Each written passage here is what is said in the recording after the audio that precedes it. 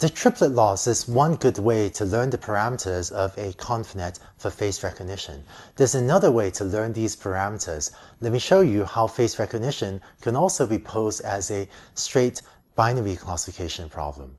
Another way to train a neural network is to take this pair of neural networks, to take this Siamese network, and have them both compute these embeddings, maybe 128-dimensional embeddings, maybe even higher dimensional, and then have these be input to a logistic regression unit to then just make a prediction, where the target output will be 1 if both of these are the same persons, and 0 if both of these are of different persons.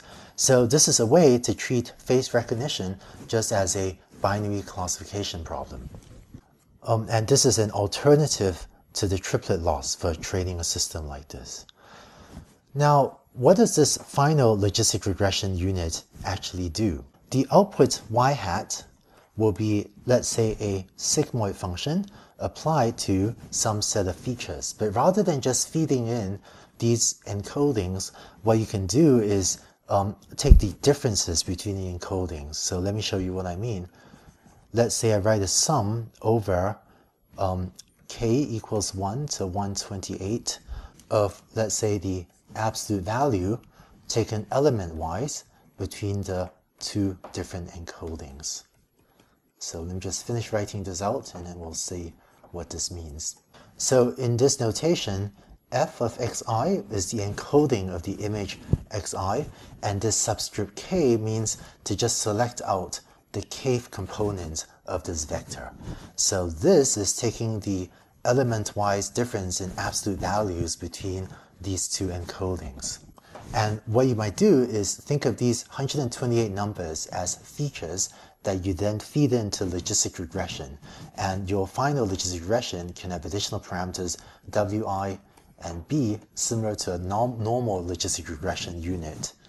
And you would train a appropriate weighting on these 128 features in order to predict whether or not these two images are of the same person or of different persons. So this would be one pretty reasonable way to learn to predict 0 or 1, whether these are the same person or different persons.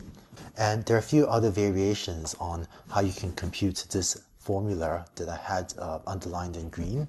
For example, another formula could be this, k minus f of xj, k squared divided by f of xi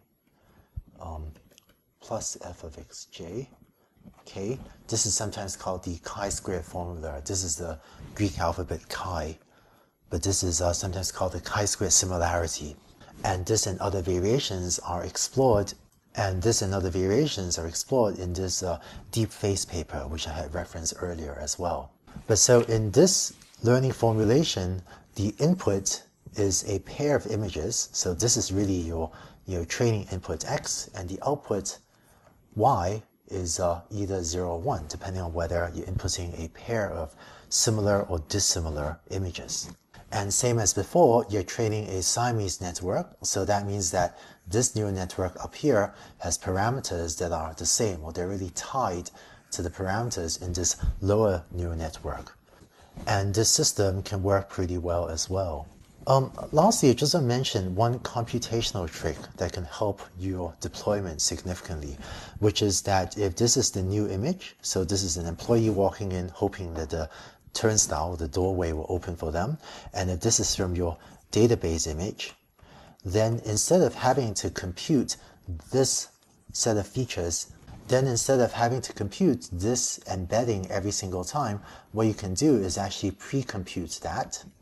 So when the new employee walks in, what you can do is use this upper ConvNet to compute that encoding and use it to then compare it to your pre-computed encoding and then use that to make a prediction y hat. So because you don't need to store the raw images, and also because if you have a very large database of employees, you don't need to compute these encodings every single time for every employee in your database. This idea of pre-computing some of these encodings can save significant computation. And this type of pre-computation works both for this type of Siamese network architecture where you treat face recognition as a binary classification problem, as well as for when you were learning encodings, maybe using the triplet loss function as described in the last couple of videos. And so just to wrap up, to treat face verification as supervised learning, you create a training set of just pairs of images now, instead of triplets, of pairs of images, where the target label is 1 when these are a pair of pictures of the same person, and where the target label is 0 when these are pictures of different persons, and you use different pairs to train the neural network, to train the Siamese network using backpropagation. So this version that you just saw of treating face verification and by extension face recognition as a binary classification problem, this works quite well as well.